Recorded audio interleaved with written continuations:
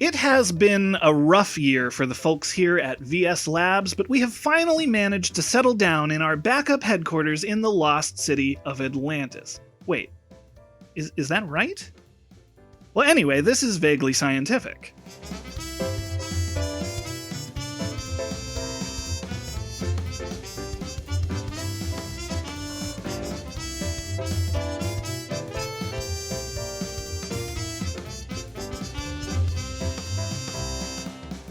I am Derek, and with me, as always, at least so far, is Jim. Hi, Jim. Hey, I'm still alive somehow. Hooray! And as luck would have it, we discovered that our guests this week are alive and well, living in our currently unoccupied by killer robots laboratory, which, I mean, that's a weird to specify that, but okay. Please welcome, listed here as the head of the cryptozoology department, Aly. Hello, Aly. Hello. Yeah, there's no killer robots down here. No 100% none. We can guarantee that for now. That is good to hear. And I guess we must have founded a cryptozoology department because we also have the co-head of the cryptozoology department, Justin. Hello, Justin. You guys know this place is underwater, right? Well, it makes sense. There's also a bunch of killer robots circling the... Never mind. Justin! Why are we... Okay, well, hold on. This is all sounding really familiar for some reason, but I don't know. Vaguely Scientific is a show where we answer the most ridiculous questions you, the listener, can come up with in a manner that can only be described as vaguely scientific. But before we do that, it's time for the fun science fact of the day. Jim? All right. I don't know if this is all that fun, but it is interesting. Apparently, America Online's dial-up service is finally shutting down on September 30th of 2025, which is, next week. So yeah, if you have dial-up still, I'm sorry for a lot of reasons, actually, but good luck. I think it's weird that dial-up wasn't already shut down. Yeah, I mean, there must be some places that still need it. That's so topical for today. Yeah. That's true. Yeah, well, that's what really made me think of it. I did read that apparently some people still use dial-up in places that are, like, very rural, and they don't have other options. I think you read that from me a couple days ago. Maybe? Did I put that in the thread? Oh, no, I didn't see that you posted that, actually. Oh, I posted that. You know what? I might have done that in a different thread, ironically. Oh, okay. I read it on the same day I found this out, and I guess you must have also researched it. Well, dial-up still has, it runs off a telephone infrastructure, right? So it's the same cable. Yeah. It's super easy to get dial-up to rural areas. In order to get anything faster than dial-up to rural areas, you need to use different cables. And then you have to hire people to go in and put those new cables in. So it's an infrastructure issue. Fair enough. Speaking of an infrastructure issue, I think this was an easy one. That was so easy. The listeners will feel like I cheated when I read question 1 this week, which is, could we make a separate internet? I think we should make a separate internet, just for me personally. I have a lot of, I want to say, like, beginnings of thoughts about this question that all fizzle out into, I don't understand what I'm talking about. Computers are magic. Well, fair enough. Kind of. Yeah. So the first thing I thought of was, like, because Jim has frequently said we should burn down the entire internet. And we should. And yeah, I've wrapped back around on that. I know there was an episode, I don't even remember when, where I was like, you know what? Maybe we better not. And now, here in the year of our Lord 2025, I'm like, let's get a torch and start a burning. Well, we've rebooted. We've started over. That makes sense. So that was the first thing, was starting a new internet from scratch. Yeah. But I'm hung up on the word separate because that could still mean that, but also the internet. My understanding of the internet is that it is the global network of everything being connected. So, like, what does separate mean? And so I explored that as many ways as I could. Funny enough, I think that would it'd be relatively easy as long as you could just use the already created and maintained infrastructure, because the internet runs off of TCP/IP protocols, right? Transmission Control Protocol, Internet Protocol. So if you created a new protocol and then just sent it over the same cabling as you already use for like the internet, you theoretically could make something that your modem can't decipher. So you'd have to have a new box, essentially. Oh. And then you'd have to go like make new servers and stuff like that to keep all the data and to be able to sort through it. But I mean, like theoretically, you could use all of the same infrastructure and just have a different protocol so that none of the existing hardware that we currently use could read that protocol. And it's almost like speaking two different languages, right? Mm-hmm. It's kind of like what happened with Navajo code breakers during World War II, right? Where they just created a new code based off of a language, and the Nazis could never break it because nobody spoke Navajo in Germany. It'd be the same thing of like, your boxes don't speak this new protocol, so only the people that had the box that could decipher the protocol could use that version of the internet. Theoretically, it'd be really slow because you'd slow down all of the other internets because data transmission is capped, but with a fiber optic infrastructure, it might not. So, yeah. Well, what I was going to say is that nowadays data transmission rates can get to be ridiculously big, and you can have 10 devices all streaming video in your house, and you don't really see much of a hiccup. So I bet you're right. You could probably get a pretty good data transfer nowadays. In the 90s, it would have been unfathomable. Yeah. I mean, in the 90s, what we have today was unfathomable. That's right? true. That is true.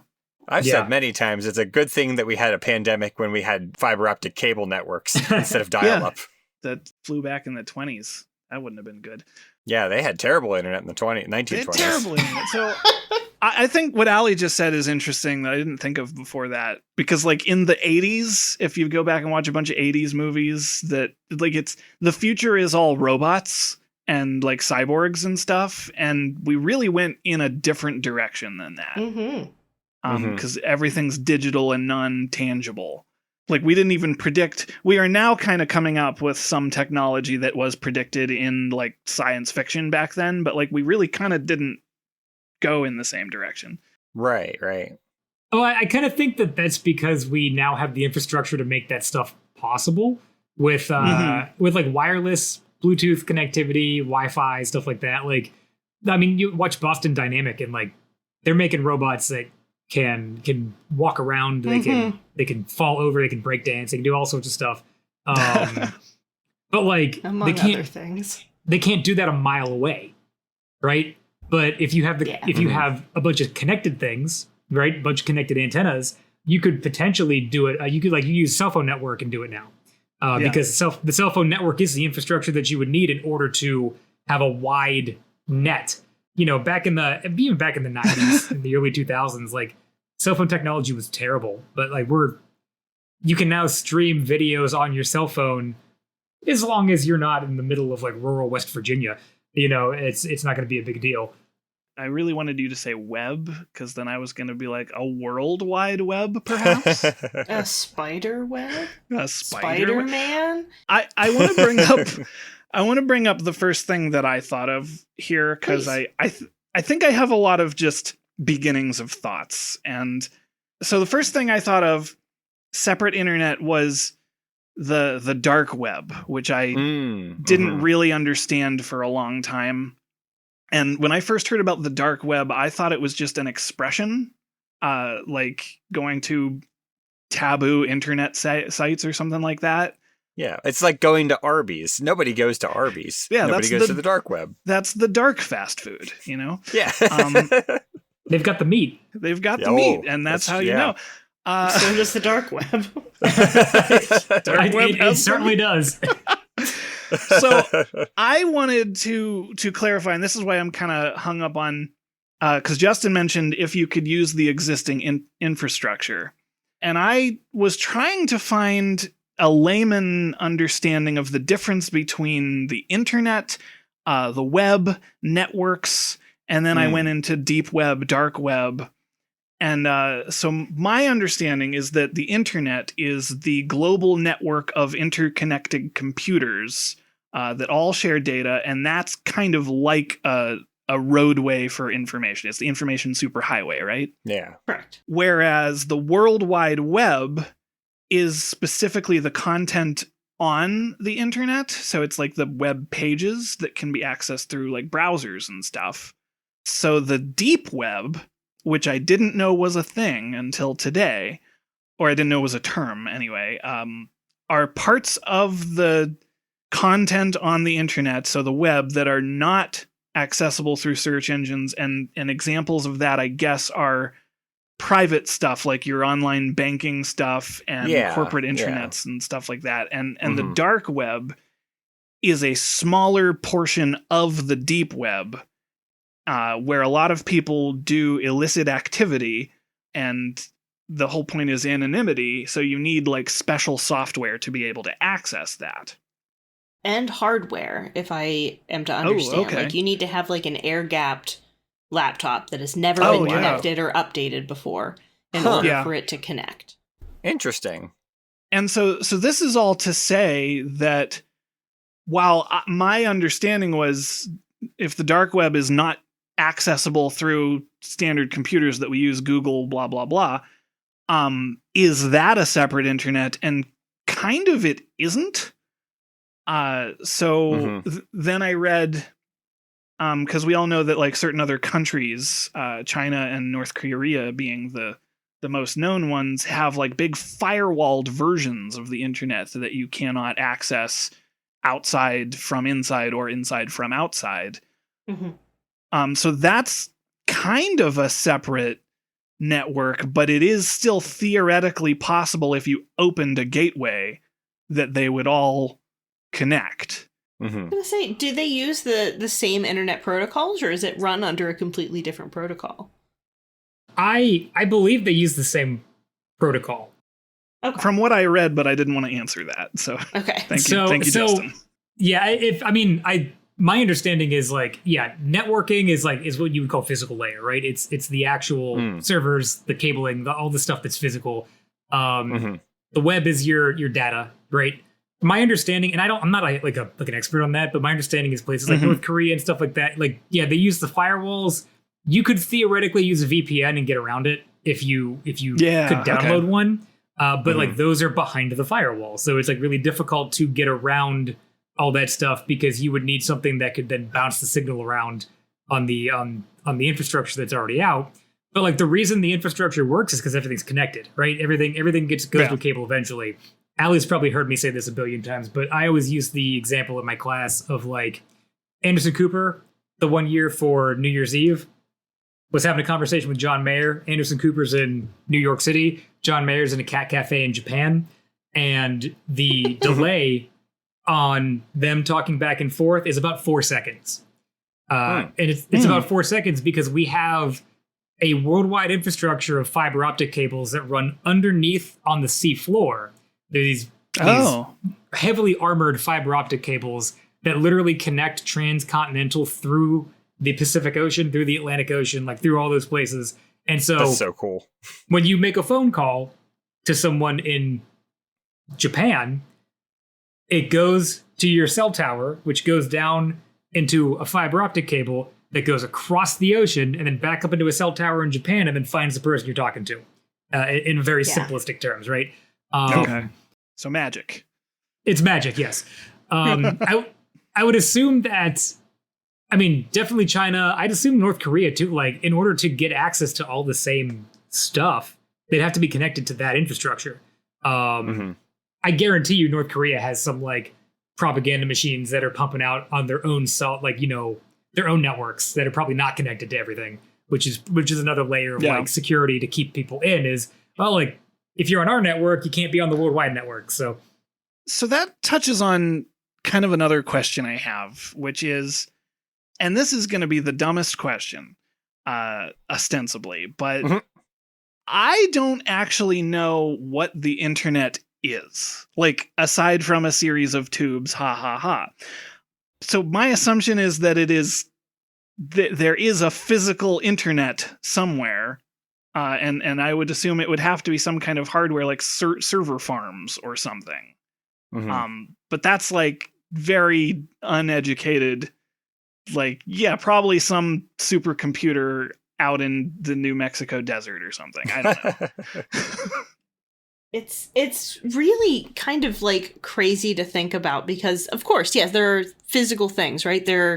Google has, for their connections, server rooms filled with servers that are running commands for data access points for every Google search that comes through. And every internet website that you access is hosted through a server domain somewhere. Jim has 50 of them, right, Jim? Yeah, absolutely. I definitely have at least one server in my life. And all of those things have to have a physical space and a physical disk that is writing that information and then retransmitting that information in the form of data, which is either through, like Justin said, fiber optic lines, which is light, or electricity. Mm-hmm. Okay. So the next thing, because we keep talking about fiber optics, and when I'm thinking making things separate, it used to be really easy to have a separate computer that was not connected to any other computer because you just didn't connect them with a wire. We are now wireless, so we use Wi-Fi, right? And so understanding how a computer is connected to another computer, like I understand they're connected wirelessly, but I had to research what does that mean, because I kept wanting to say they're not physically connected, but they are physically connected. They're just Correct. Not like tangibly connected, I guess. And so basically, I learned that Wi-Fi is radio. Oh, yeah. And I didn't know that before. Mm-hmm. Yep. Specifically short-range radio waves in the 2.4 gigahertz, 5 gigahertz, and 6 gigahertz bands. I didn't know about 6. Yeah, does that make me understand it any better? No. I think it's also important to remember that internet is not just as far as wireless internet goes, we are also getting into the era of satellite internet. And a lot of cell phones rely on satellites as much as they do cell towers at this point. And a lot of our internet is now going through satellites into space and then back down to, wherever it would be received by, which I think is really fascinating because that's one of those things that I think a lot of people really underestimate how vital the space industry actually is, because we always think of space as being like, oh, we're going to the moon, we're going to Mars and whatnot. But our internet relies on satellites. Our GPS relies on satellites. Communication satellites are like one of the most important things we're launching on a semi-regular basis. So, fun fact, Jim, that's the same technology. It's just a different radio frequency. It's a different wavelength of frequency. Cool. So, in general, basic rule of thumb is the higher your frequency is, the smaller your range is. The lower your frequency is, the larger your range is. So most Wi-Fi connections will have a 2.4 and a 5 gigahertz channel. The 5 gigahertz channel is faster, but it doesn't reach as far. When you think about geography, right? So if you would sit down and actually track what the distance is between your router and the end of your range, your 5 gigahertz channel is shorter, your 2.4 gigahertz channel is wider. Yeah. The 5 gigahertz channel has a higher frequency, right? The wavelength repeats itself more often than the 2.4 gigahertz channel. And then when you're talking about satellites, you have these huge ones, right? You have wavelengths that are over 1 kilometer long, that are traveling. They tend to be a little bit slower when it comes to data rates. Mm-hmm. Yeah, it's cool because you can literally just you can create an antenna in your basement with a 2x4 and a handful of electromagnetic gizmos and gadgets, and you can ping satellites and stuff from your house. Oh, I've seen ET. I know how that always works. reminds me of what were they called? Crystal radios. My grandfather had made one, and all it really was a block of wood with a bunch of copper wire wrapped around it. And there were one or two other things that it was connected to and then a speaker of some sort. And you would just kind of drag the contact along the copper wire and it would pick up different radio stations. And I always thought that was amazing. Yeah. That's cool. Can I jump back to North Korea for a second? Because I learned something. I mean, I wouldn't recommend it, but you do what you want to do. You're on your way. Go for it. So it turns out it's not a different internet. North Korea used something called a national intranet. INTRANET, not inter, but intra. National intranets are protocol-based walled internets, right? So their firewalls are based in like a protocol that is different than what the wide internet uses, but is still accessible to the wider internet. And they tend to be extremely edited, right? Like there's a lot of control from the government over what gets out and in and what kinds of things are accessible. North Korea specifically uses domain names under the .kp domain, which is, so domains are just like what you type in, when you type in Google, instead of the IP address of numbers, it's the domain. But like, you can buy a domain. You can buy, Jim has bought 1,000 domains. Like vaguelyscientific.com. Yeah, vaguely scientific, probably .bigfoot. I don't know. Do they have .bigfoot top level domains? They don't, I know, but I want them to. Well, I know that .onion is like the Tor dark web. Really? Domain, yeah. .horse. North Korea uses .kp as a top level domain, but it's not accessible from the global internet. It's only accessible from people who physically reside in North Korea. And that's the one that is like extremely curated by the North Korean government. So that's what people have. That's what they have access to in North Korea. That's interesting because you're hitting on, while it is still the same internet, intra would be inside of the internet. You still need software that can connect to that specific thing, which is interesting because if you were to create a separate internet that's completely unconnected to the World Wide Web or whatever, you would need specific, like I mentioned, Tor. You would need specific software in order to access it and read it, basically, because things like Google and YouTube and everything that exists, they're all designed on this internet for that. So it's weird. My point being, it's weird that you describe it that way, where you'd face similar problems even inside of the existing internet. Well, and I think it's interesting because that's not all that different from just like an intranet at a company. Because, at my job, we have an internal network that allows you to get onto a shared drive and save files and download things.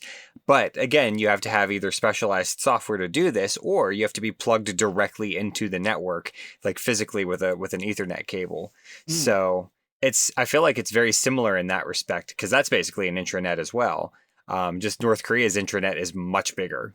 They also seem to use outdated technology intentionally to like have more control over the what the people are using and how they can. So like they're actively using outdated software. They only use IP version 4 addresses. Their stuff can't even access IP version 6 and like so it's interesting that like it's all part of the government oversight and control, is that like they're intentionally only giving their citizens outdated internet and outdated technology so that they don't have access to some of the new, like as things start to get more and more complex, the outdated stuff ends up being obsolete, and then eventually you can't even use it, right? So eventually there's like Java, you know what I mean, doesn't work on half the computers anymore. Oh, right, yeah. And stuff like that. Flash. So yeah, there's newer, better things, but they intentionally keep their intranet stuff on older, outdated software so that like by the time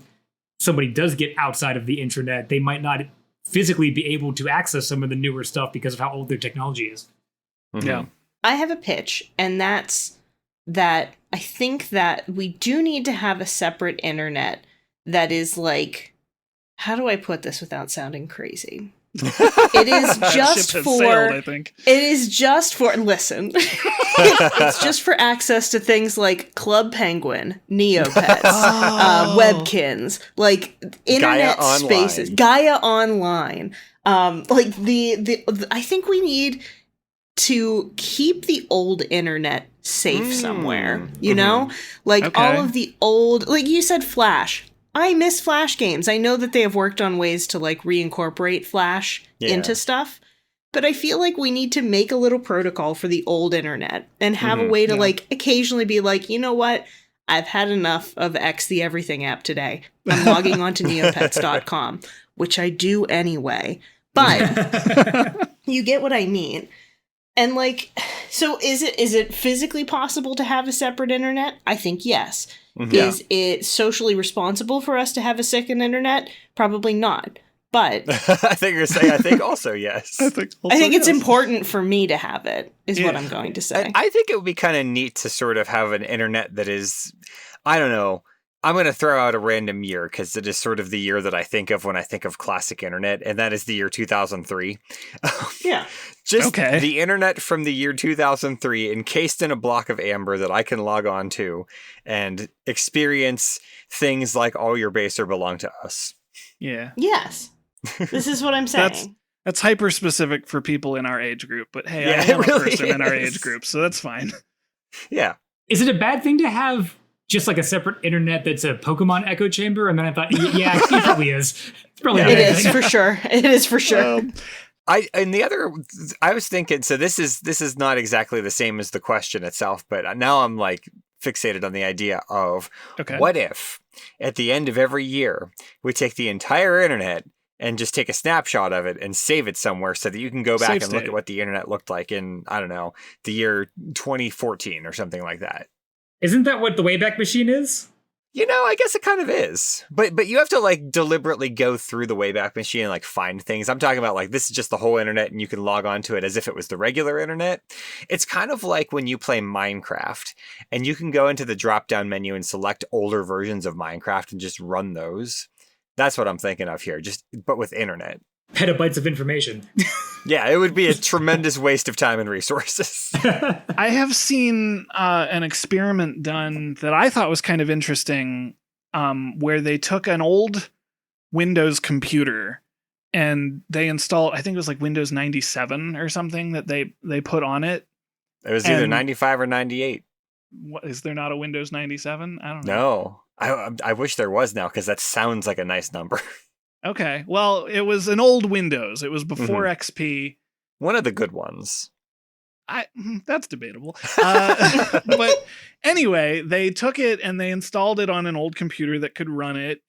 They hooked it up to the modern day internet. And the computer ran really slow. They had to do a lot to like get it to be compatible with modern day technology because it's not just that the computers got old, it's that the drivers and the all sorts of updates and stuff became outdated. And so they were connecting to a bunch of websites and they would try to read modern day websites on the web browser of Windows, whatever the heck it was. We'll say 98. I'm stuck with 97. That's my my alternate reality. There was Windows 97.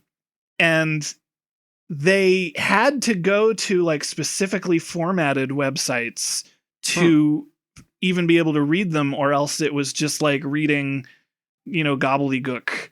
Yeah. And I wish I understood it better, because what you're describing of going and taking a save state of the internet is like, that's kind of what they were trying to do. I think that's so interesting because I never would have thought to try that. And now that I'm thinking about it, it's like, yeah, I remember a time where a lot of new web browsers were coming out and everyone was moaning and complaining about the fact that Internet Explorer version 6 either no longer ran or like it wasn't loading web pages correctly or something like that. And that would be even worse because this would have been in the mid 90s as opposed to whenever Internet Explorer 6 came out, which I think was at least 10 years later than that. So I wonder if hamsterdance.com is still there. Oh God, I forgot about that. I remember the old days of Joe Cartoon. It's the baby GIF dance. I tried to show students the other day, was it Homestar Runner? That site is very different now. Well, yeah, because they can't do Flash. Right. Poor Strong Bad. Yeah. Answering his emails. I was going to say, I'm pretty sure that HomestarRunner.com has a Flash emulator loaded onto it now. But also, all of those shorts are on YouTube. Yeah. Well, yeah, but here's the thing about, you can watch the old cartoons, but that, if you were really into Homestar Runner back in its heyday, that's not really all there was to it. Like, right. Flash could do links. Yeah. Right.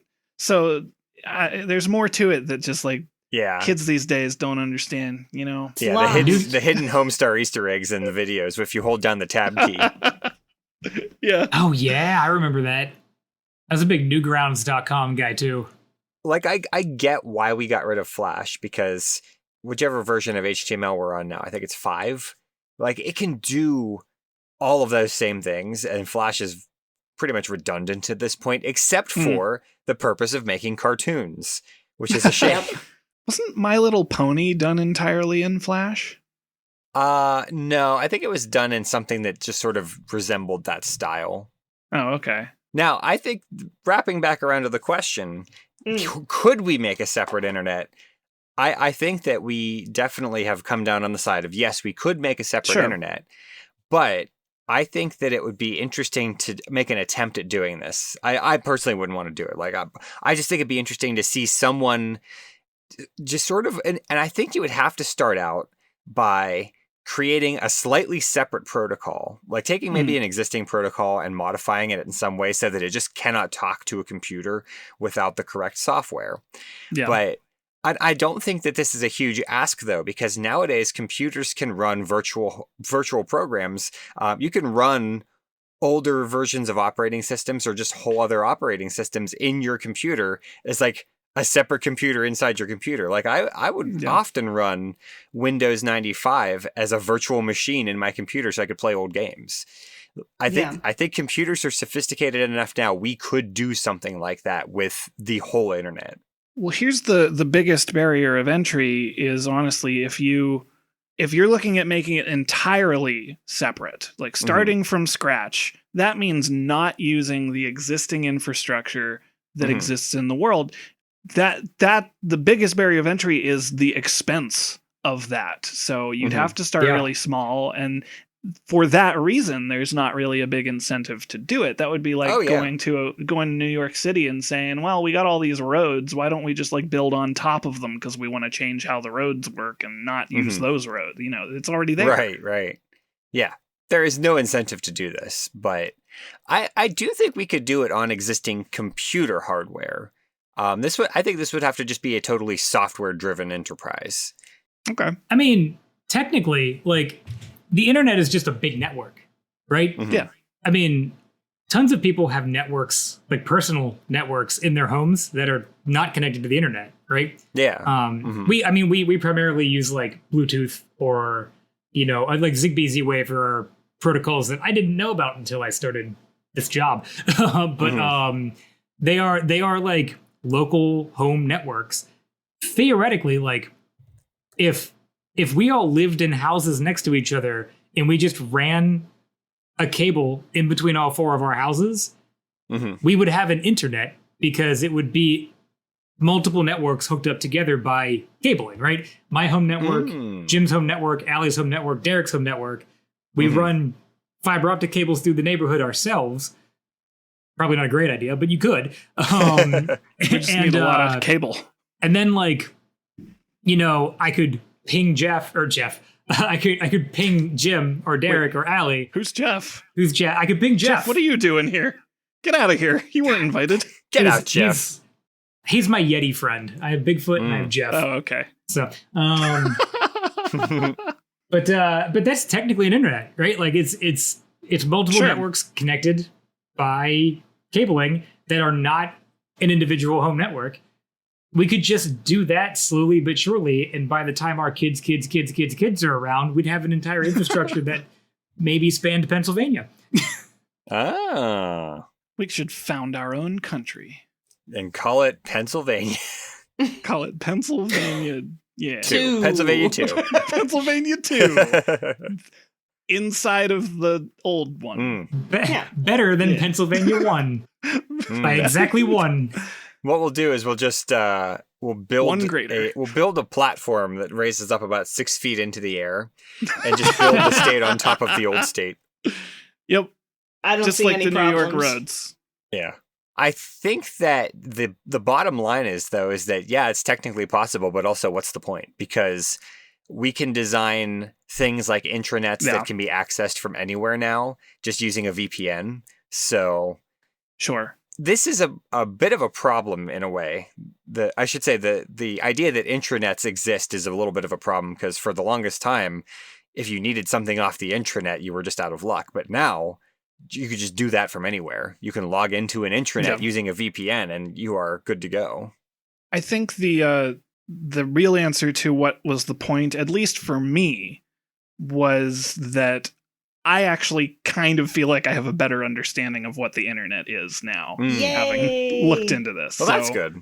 Not just a series of tubes. I mean, it is that too, but not just that. But not just that. Mostly a series of light tubes, Mm-hmm. Light tubes. The tubes is just the means for the internet to go, you know? Yeah. When we talk about plumbing, we don't just talk about the pipes. You have to talk about the water, too. Yes, exactly. And not just water. There's lots of stuff in there, man. That's true. Yeah, there's other stuff in pipes. Yeah. a lot of it is poop, but... Yeah. Well, speaking of poop... I'm so excited to see how this transition works. You can just cut that one. That's fine.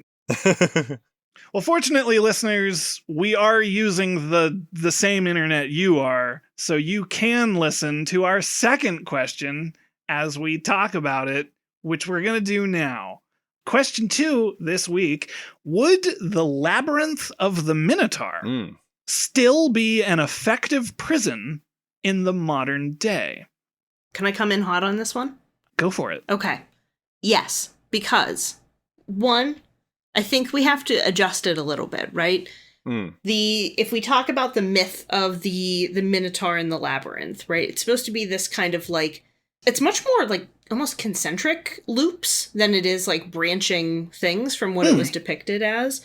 But I think everyone and their like aunt knows that if you put your one hand on the wall and just walk, you'll find your way to the exit, right? Eventually. But I think if we made the walls sticky, no one would want to touch them. So it makes it harder. Yeah. Cover them in jelly or something. I don't know. Can I add to syrup. this? I think the walls will naturally become sticky. I mean, can you... Because everybody is putting their hands on them. Well, that, and like, I mean, the Minotaur is a big bull man. He's gonna pee and poop all over the place. You don't know that. Maybe he has a latrine. Yeah. Isn't the whole point that he doesn't know where he is? That's where I was going with the speaking of poop, by the way. I mean, like, if he's trying to find his way out, he's not going to go back to the latrine every day to...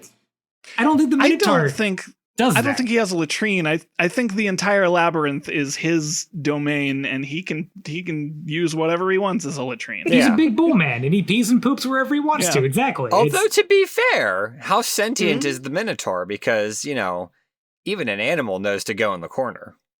That's not even remotely true. Cows do not care where they're pooping. They do not. I was basing this off of information I got from Futurama, so your mileage may vary. Gotcha.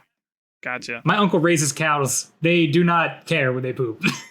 I want to tell you where I started with this question, because I know that it is inaccurate, but it made me chuckle. And that is that, so I was looking at the myth of Daedalus designing the labyrinth. And first of all, the reason that they don't just put the Minotaur in a prison, like a standard, like a jail cell that it can't escape from, is because King Minos wants the Minotaur to be like buried so that no one knows it exists. Yes. So here's how I picture that scene going, where King Minos wants somebody to design this thing. Daedalus goes up to the king and he says, right, I hear you need an inescapable prison. Mhm. And King Minos is like, yeah, something that the Minotaur can't break out of. And Daedalus is like, I got it.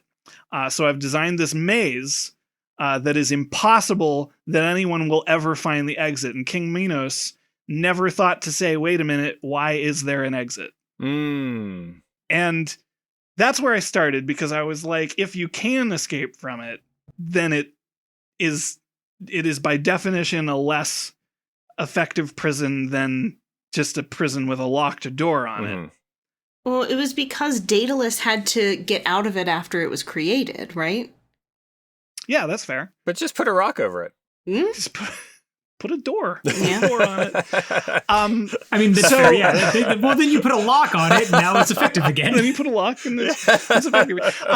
But that led me to. So first of all, if there was a modern day equivalent of this, it would violate so many human rights.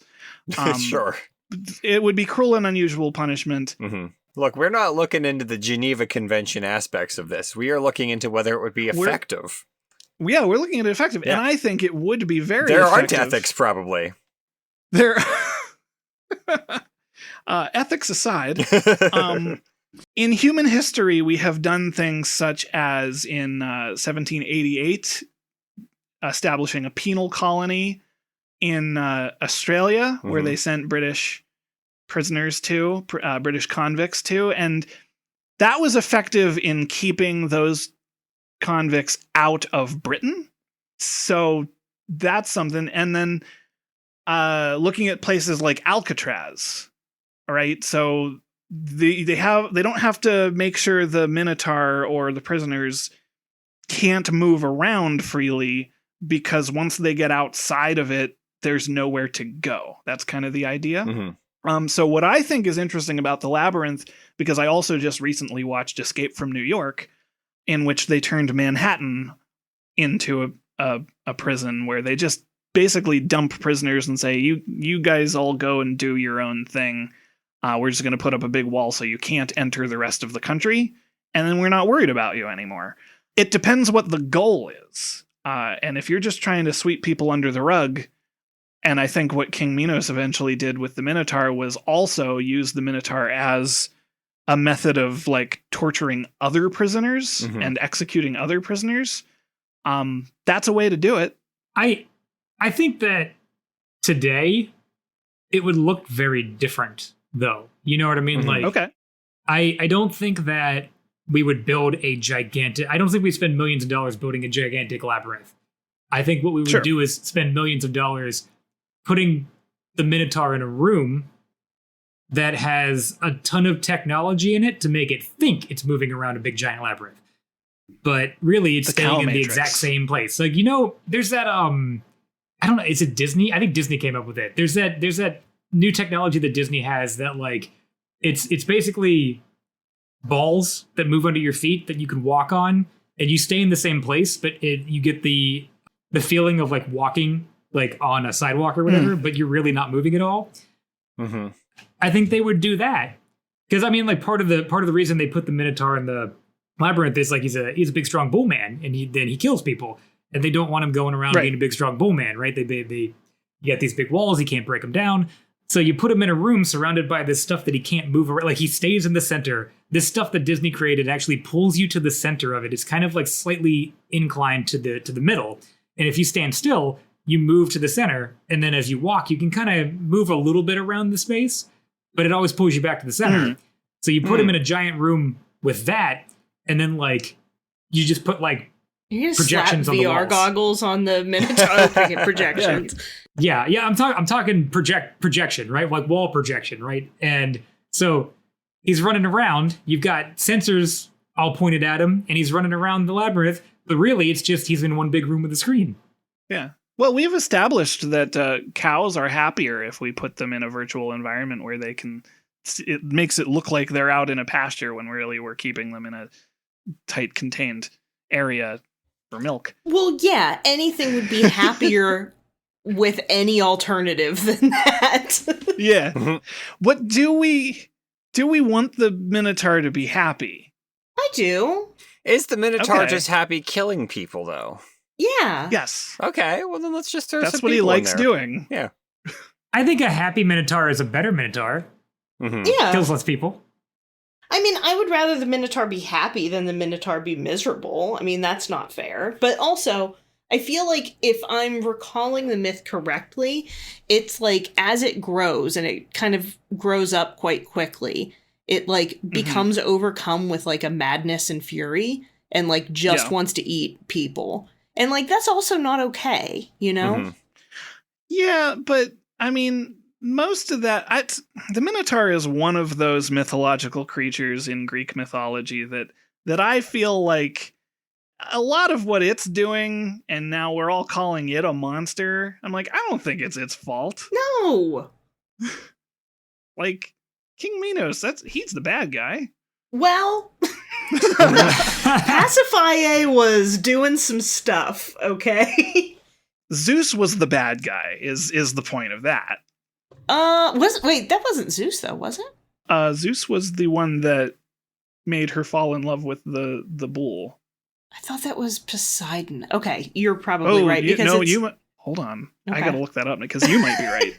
I always thought it was Poseidon, but I mean Zeus is always up to some nonsense, so it's easier to just blame him, I think, in this scenario. So I'm all on board. Because they're brothers and they enable each other. They both suck. Aly, I think, is correct. I think it was Poseidon, according to this. Yeah, I site. Yeah. Well, because I know Pasiphae is Helios' daughter, and Helios loved cows, man. He was all about cows. So she comes by it quite honestly. Odysseus, do not touch. What if we clone Minotaur and put clone Minotaur in with regular Minotaur, because maybe he just needs a friend? Oh, I thought you were saying they lonely. cancel each other out because they like kill each other. Well, I mean, they cancel each other out because they're friends. Yeah. Every that's time true they too. tried to give him a friend, he brutally murdered and ate them. Yeah, that's true. What if we cloned Minotaur and had bottom half cow, top half human? So That's a centaur, yeah. kind of. So it's Well, a cow that's what centaur. it's described as. I believe in the Aeneid, it's described as the lower part of beast and a man above. Mm. Oh. And, well, it is that, and they just usually give it a bull's head as well. But, like, the the torso is usually depicted as the man's torso. Mhm. Yeah. What if we put him in a room with a couch and a TV and just pump weed into that room? We can't cut this. What if we made the entire labyrinth out of minotaurs? Just like sort of attached them together with rubber bands as the walls, and then Jim, you're doing some weird like human centipede. well, no, perversion of they're not what- connected by mouth to butt thing. No, Just arm to arm. I was thinking like Red Rover. I was saying I'm body horror. gonna ask to cut this too, but I was gonna let him finish. You want to cut a bit about give Minotaur weed, but you're okay with human centipede Minotaur? No. I'm just saying, you just get like their arms linked like when you play Red Rover, and then no one's going to get through because they're minotaurs, and minotaurs cannot be beaten at Red Rover. True. So you're suggesting they're more of like a sentry force, Yeah, rather than a structure. yeah. Okay. And- That's gonna cost. You're gonna have to like have the upkeep. Oh yeah, the amount of money that it would cost to feed all these minotaurs, to clone them in the first place, and then to build a bigger, stronger container to keep them in, because otherwise you're just going to have an invasive species on your hand. What if you filled the labyrinth about like belly button height with Jello, and that way the Minotaur can eat, but he also has a hard time moving around. And then, like, you just keep dumping Jello in so that it never goes away. And it's sticky. No Yeah. one wants to Sticky. touch the walls. And it's sticky. This is I what think I'm that solves the saying. problem. Yep. I also do like, I'm going to send it in the chat. I'm sorry, this is not a visual medium, but I like the depiction of the labyrinth that is on different coins. I believe these are from Knossos. See how They it's can go like in the a, show it's notes. a Ooh. concentric design, not a like spread out Yeah, design. Yeah. Like there's really only one direction to go. that's interesting. Yeah. I feel like that makes it completely easier defeats to the escape. purpose. Yeah, you put your hand on Yeah. a wall. Well, if they drop you in the center and the Minotaur is between you and the exit, then Well, yeah. you're in trouble. Now, I want to say that because we're now trying to improve the labyrinth for the purpose of the Minotaur, and if we take a step back to would it be an effective prison, Jim just brings up an interesting point. The labyrinth is a very effective prison for everyone other than the Minotaur because the Minotaur is there to chase them. Mm-hmm. Yes. So if we keep that in the design, again, no ethics. No. People in a prison where there is a monster of some kind that is chasing them down and killing them, that's pretty effective, I guess. Yeah. I also think a huge part of it is the size, right? How big is this labyrinth? How much space does it take up? Yeah. Because, I mean, like, you move in a straight line for long enough, you're going to start to, like, let's say you, like, are going in this straight line, it's hours and hours and hours. And then all of a sudden you bend down, tie up your sandals, and you stand back up. Which direction were you going? Front and back look the same. You know, it's a mind game too. And all the walls are so high, you lose track of like what time of day it is. There's no food in the labyrinth. Exhaustion starts to set in. It's a psychological game as much as it is a physical game. Yeah. Right. Yeah. Oh man, that's a rough image that you just painted. Sorry. There, where you stand up and it's like, oh no, which way was I going? Well, I know a lot of like kind of modern interpretations. I'm thinking of the God of War series. I know that it's been done in other things where the labyrinth also readjusts itself, like it moves, so the path is always changing. Mm-hmm. You know, that fits that idea of you will be disoriented constantly. Mm-hmm. Yeah, well, you get that modern day. It's like a Hunger Games situation where you have someone, like a team of people constantly monitoring where the Minotaur is, and they're changing. Like, you'd almost have to have it like bit by bit. Like, you have 16 different sections of the labyrinth that you can change up. Whenever he's on the left side, you start changing up the right side. So when he moves back to the right side, you start changing up the left side. Yeah. Mm-hmm. That sort of reminds me of there was this episode of Doctor Who called Heaven Sent. And the Doctor is sort of trapped in this medieval castle, and bits and pieces of the castle would change up. And there was something chasing him constantly through this castle. And if it would touch him, he would just die immediately. And that, you know, this is, now I'm starting to think, oh, maybe that was like an allegory for the labyrinth and the Minotaur, now that I'm saying it out loud. But yeah, the castle would like reshuffle itself from time to time. Yeah. Well, so there's another thing that I want to mention. And this is specifically because I'm thinking of putting the labyrinth in something like a Dungeons and Dragons game, right? Same. But I am getting hung up on the fact that if I were to do this without like a lot of modification, obviously Dungeons and Dragons, there's like teleportation and magic and stuff. I know that if I put some players that I've played with in a labyrinth, so you are now in the center of this big maze and you have to get out, and there's this monster that you have to get through to get to the exit. I can think of a handful of people that are like, how can we break this? How can we go back the way that we were put in and avoid the whole thing? And I'm thinking of, I said before we started recording, I caught a mouse in a humane mouse trap. And the way that those work, and I know a lot of other things work this way, when the door closes on a humane mousetrap, it snaps shut so that it can't be opened from the inside. Right. So once you've gone through, it's like a one-way door. And I don't know if there is information on how prisoners are put into the labyrinth. I'm not that familiar with the details of it. But that's kind of my thought with the technology available. Like if they are, for example, dropped through the ceiling, it could be perhaps miles down into the earth or something. But I can think of people trying really hard to go just back out the way they came in. Emperor's New Groove themselves up, yeah. Right. And so like how, if we were to make this a modern day prison, what do we do to make it so that can't be done? Because we also need our guards or whoever to be safe, and they can't just be bringing people into the labyrinth and then leaving them there and then coming back out. I don't know. Walk on the top. Walk on the top. Yeah. The walls are really high. You just got to Okay. have like a few. Well, then, okay. So the width of the like wall to wall, if you're standing, you can't get your arms and legs like to touch both walls, right? They need to be far enough apart that a person couldn't do the like shimmy up the wall. Okay. And heck, make it so that two people couldn't do it together. No teamwork here in the labyrinth. No teamwork. Yeah.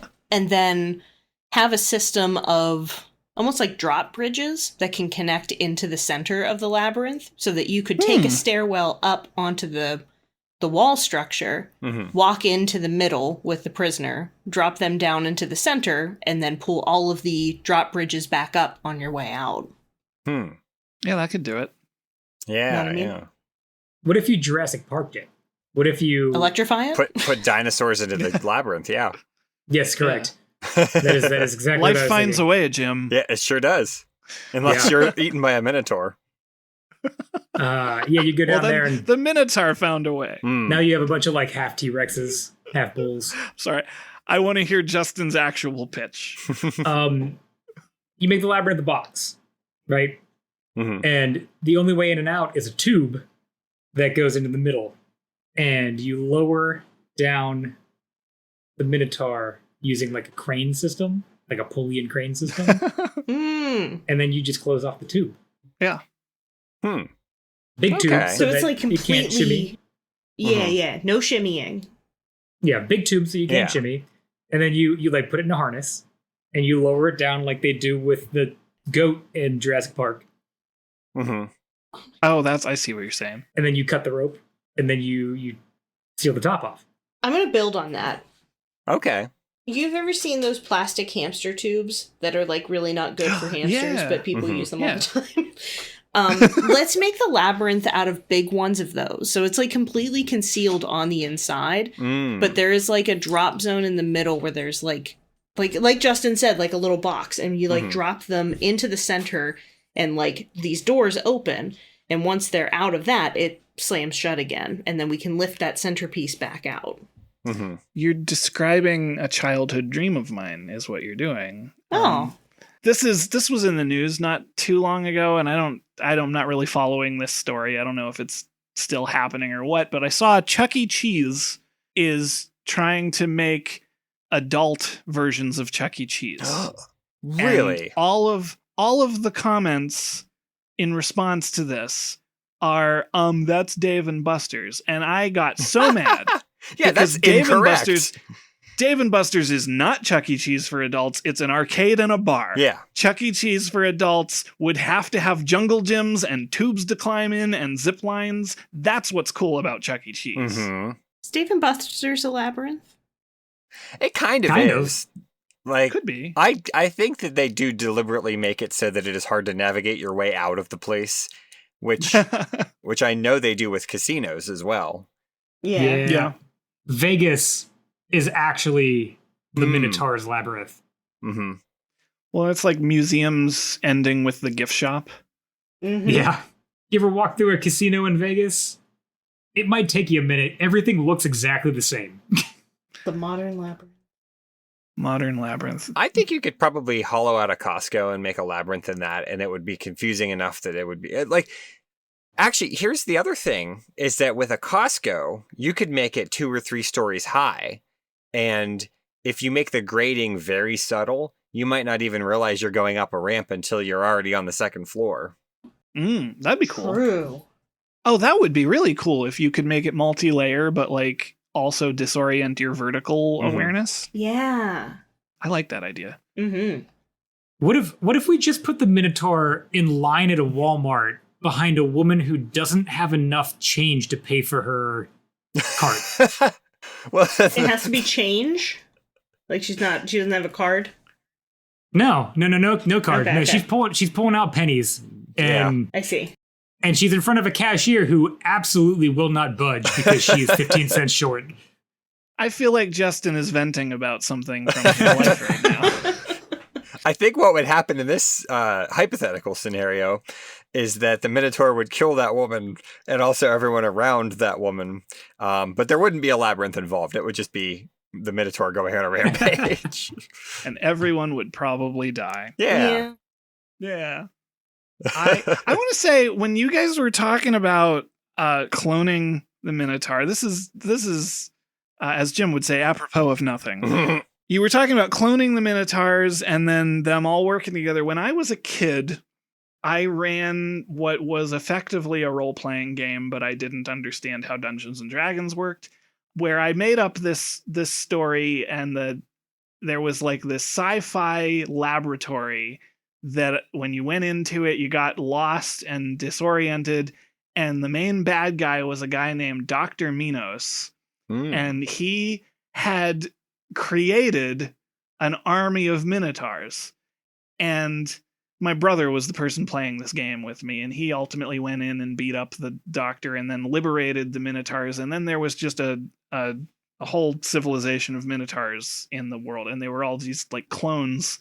Yeah, again, this has nothing to do with anything except you've all described a thing I came up with when I was 12. I love that. That's cute. I just had a flashback of it. It's like, this sounds really familiar. Mm-hmm. Ooh, you know what else you could stick in a modern labyrinth? A bunch of like wall-mounted machine guns. Yeah. I mean, at that point, why are we not just euthanizing the Minotaur? Yeah. That's been the whole cruel and unusual punishment thing the whole time. Yeah, nobody asked us to make it more humane. They just asked, could we make it effective? Let me solve this for you. Put landmines in the entire floor. What if you just had like a tank that would periodically just plow through a wall, and if there was someone there, then that's just that. The Minotaur is the tank. What if the Kool-Aid Man was in there instead of the Minotaur?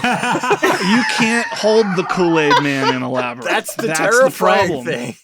He would just jump through the wall at any moment and destroy you, which is true at any point in your life. That's true. That's true. It's true. We're all in a labyrinth. I've seen video of the Kool-Aid Man coming through like second store walls because he swings it on a rope. You are not safe no matter what building you're in and what floor you're on. True. That's the next Hunger Games book.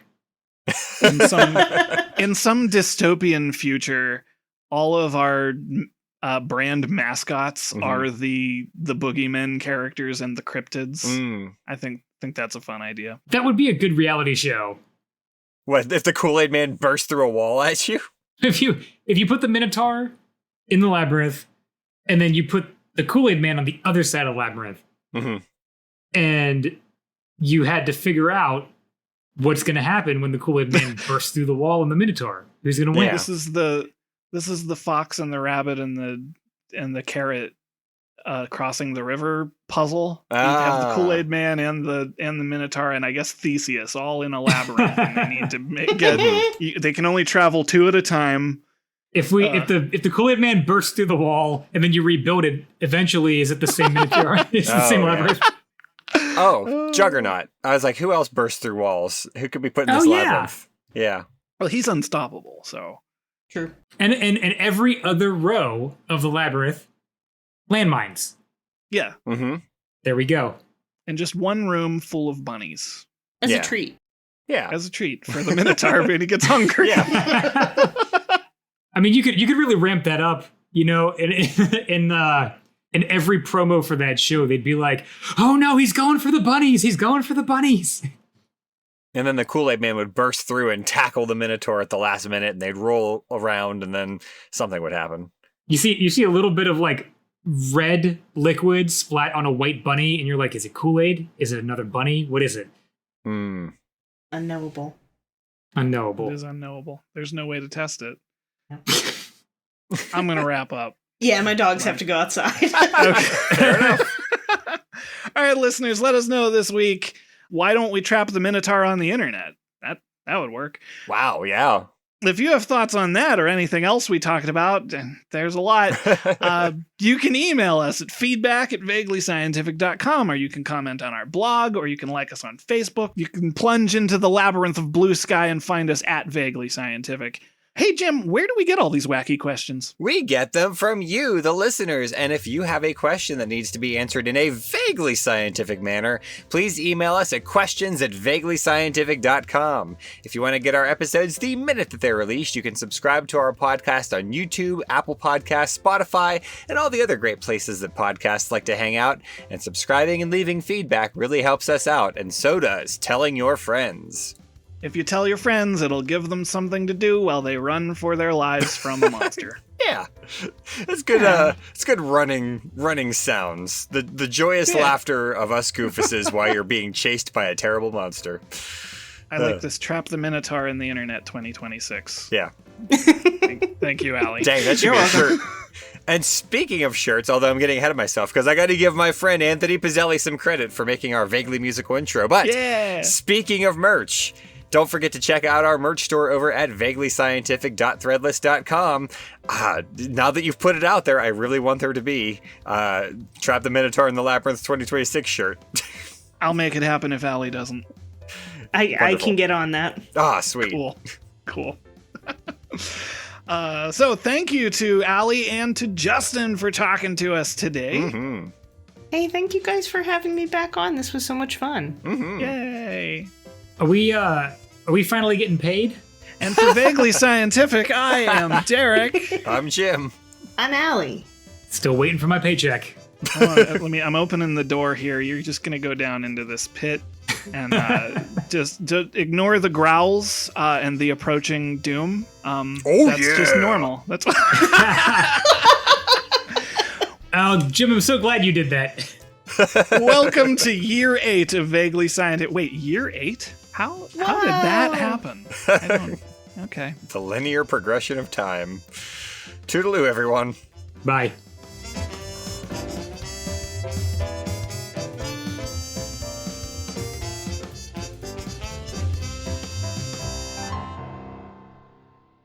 Oh, I heard somebody that time. I heard Justin. I saw the flicker. Oh. I clapped right in front of my microphone, so It's interesting because Discord does noise cancellation, so we only occasionally hear them now. You had the perfect clap, Justin. You had the perfect clap. It's the only thing I've ever done well. It'll be on your tombstone. Had the perfect clap, which doesn't sound flattering. Guys, I'm in charge of things at my job. Me.